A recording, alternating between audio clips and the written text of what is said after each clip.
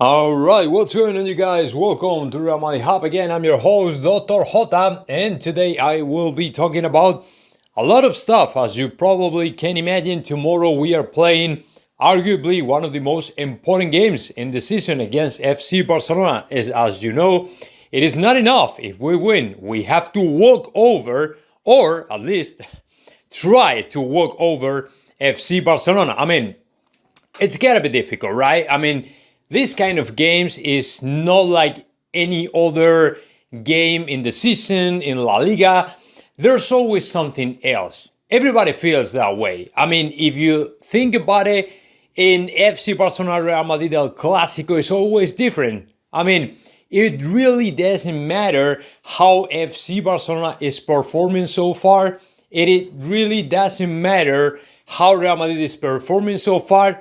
This El Clasico, this match is always different. And for example, say that FC Barcelona right now is struggling, is doing a pretty poor season. They are not able even to win a single game and things like that. And tomorrow, believe it or not, they could win. And it happens that way. And it happens over and over again. We have seen it before. Sometimes when Real Madrid was not performing okay in La Liga, we were able to win. So the same thing can happen to FC Barcelona tomorrow, you know what I'm saying? But anyways, I'm going to share with you a lot of updates that we have on the game. Of course, I'm going to share with you the squad list that has been released like 1 hour ago. And also, we will be talking about as well Karim Adeyemi, which is a very important name.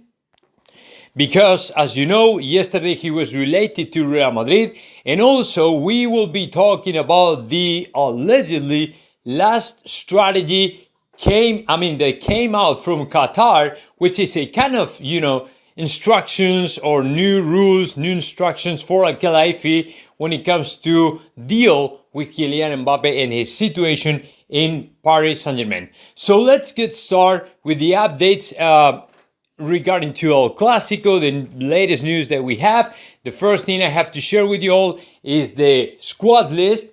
That is, I'm gonna share with you the whole squad list, all the names, all the players that have been included, that have been featured in that squad list, and then we will be talking about the different players that might be there in the lineup or might not be there, or all the players that haven't been included. Why they didn't? Because there are a bunch of reasons. It's pretty much because they are injured, right? But for example, the last minute two surprises, they were Carvajal and Hazard that finally have been included in this squad list. So, goalkeepers, as you know, Thibaut Courtois, Lunin, and Luis Miguel.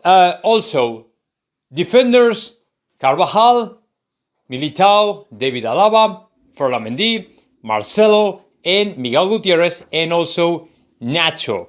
Midfielders, it's going to be Luka Modric, Toni Kroos, Casemiro, Marco Asensio, Camavinga, Fede Valverde, and Antonio Blanco. And then forwards, it's going to be Vinicius Jr., Rodrigo Goes, Mariano, Karim Benzema, and Eden Hazard. Also, Isco Alarcón, Gareth Bale, Ceballos, and Jovic, they remained in Madrid just because they are injured and they haven't been included in that squad list. Like I said, the players that finally were included in this squad list, it was Carvajal and Eden Hazard. And although they have been featured in this squad list, doesn't mean they are going to play. And actually, my opinion on that, it is they will begin the game from the bench. I don't think at all they will be featured in the lineup. Number one, David Carvajal is not ready yet. It has been like 2-3 days completely, ready to go and full recovered and all the stuff. So to me, it's not enough for him to be lined up in the game against FC Barcelona. To me, Lucas Vázquez is right now the best choice for Carlo Ancelotti just because he's been playing in the right back. And of course, the other day he performed very good, very decently, and to me, it is a much better option than Dani Carvajal for now. Then number 2, Eden Hazard. I mean, he has been included, but of course, he won't. I mean, there's no chance for him to be in the lineup as long as Vinicius Jr. will get the spot in the starting 11 of Real Madrid. I mean, right now, Vinicius Jr. is way ahead of Eden Hazard, and to me, like I said, there's no chance for Eden Hazard to be there unless something weird or strange happen, and that weird thing, believe it or not, might be the situation of Karim Benzema. As you know, we've been talking about that. Karim Benzema was not 100%. He had a hit in the foot the other day against Shakhtar Donetsk, and according to ABC News, it was going to be one of the biggest questions in the air because nobody knew if he was going to be able to make it. But finally, he made it through. He has been in the practice today. He showed up in the training ground, and apparently he will be ready against FC Barcelona, and he will be available for Carlo Ancelotti. So unless Carlo Ancelotti notices something weird or the pain of Karim Benzema in the foot gets worse or something like that, to me, Karim Benzema will be in the lineup. If that doesn't happen and his injury gets worse or something like that, then Eden Hazard might have a chance to be featured in the lineup. Other than that, he won't, and Karim Benzema will be there. So that is pretty much my overview about the squad, about the Carlo Ancelotti side, about Real Madrid for tomorrow when it comes to lineup, players, squad list, and all this stuff. I mean, I'm trying to remember if I have to share with you all something important, different, let me remind, but I don't think so. I mean, I think that, I'm going to talk to you really quick about the possible lineup. Like I said the other day, to me, Carlo Ancelotti will display exactly the same starting 11 that played the other day against Shakhtar Donetsk, which means Lucas Vázquez in the defense line, Lucas Vázquez, Militao, David Alaba, and Ferland Mendy. Then the midfield is going to be for Casemiro, Luka Modric, and Toni Kroos. So that is pretty much what I'm thinking is going to happen, right?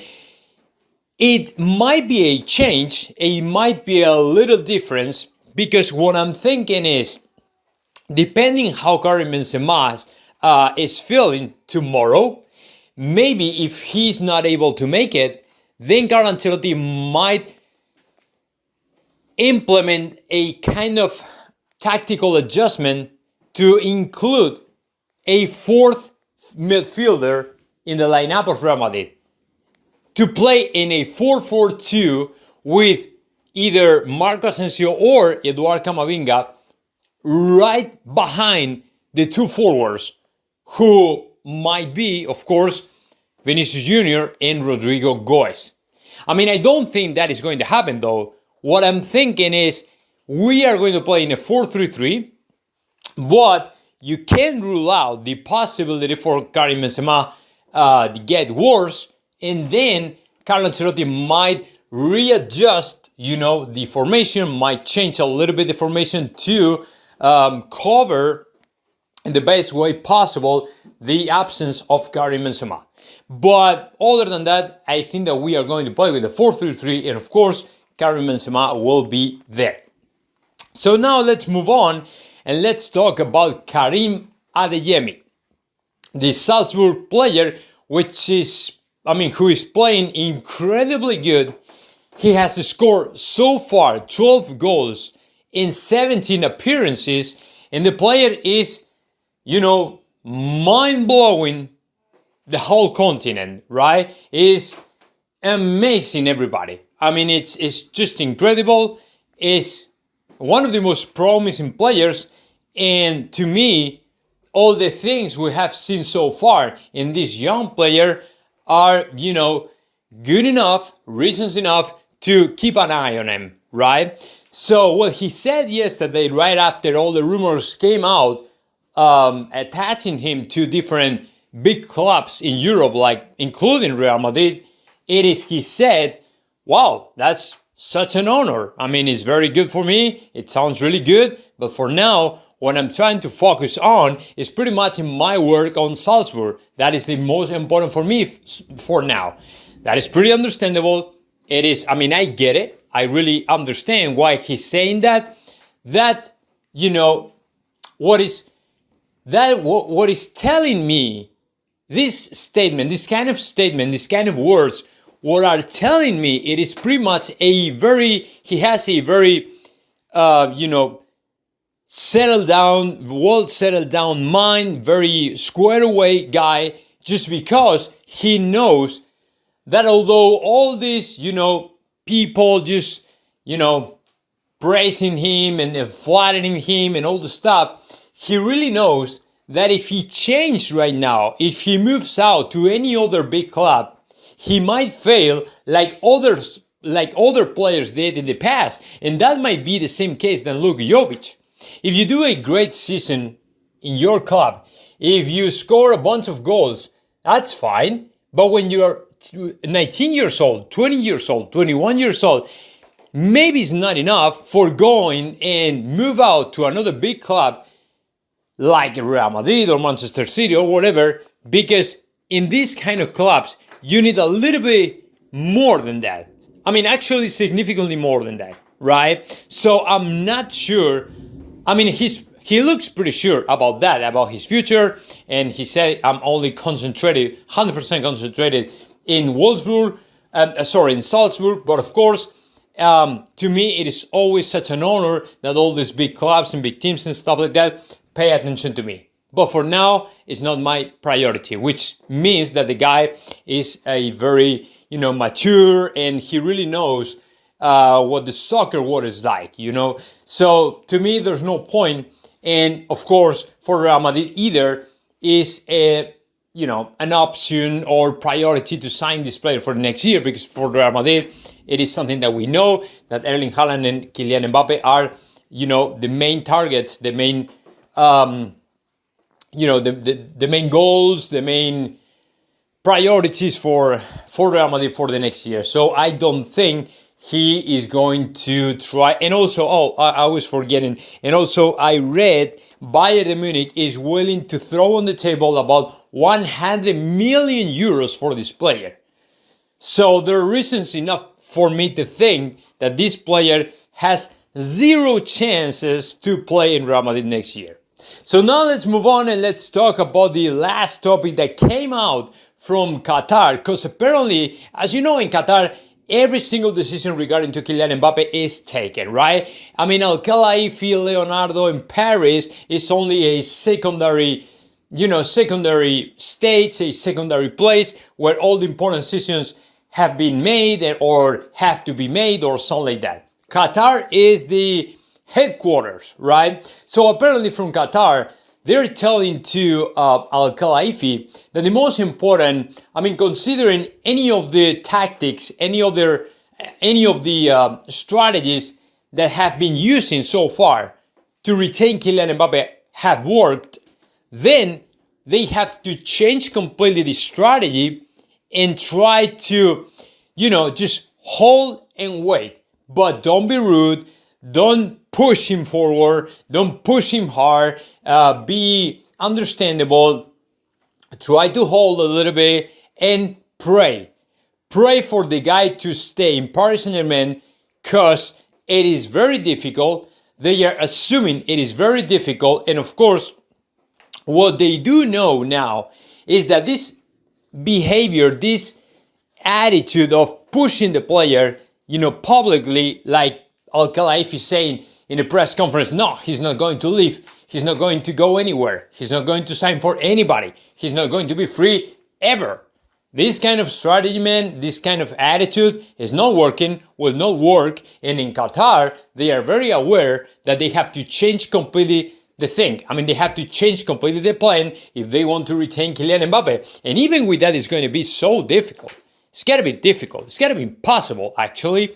So no matter how important is this, new strategy, new tactics, new whatever you want to call it, new plan for Qatar. Because to me, Kylian Mbappe is still, he's so happy in Paris Saint-Germain right now, playing alongside Leo Messi and playing good and scoring goals and being important and all this stuff. But that doesn't mean he doesn't want to play in Real Madrid anymore. He actually wants to play and sign for Real Madrid. That is what is going to happen as of next January the 1st. So there's little chance, I would say zero chance for Paris Saint-Germain to retain Kylian Mbappe, no matter how amazing or how incredible is the new plan. Because to me, Kylian Mbappe will play for Real Madrid.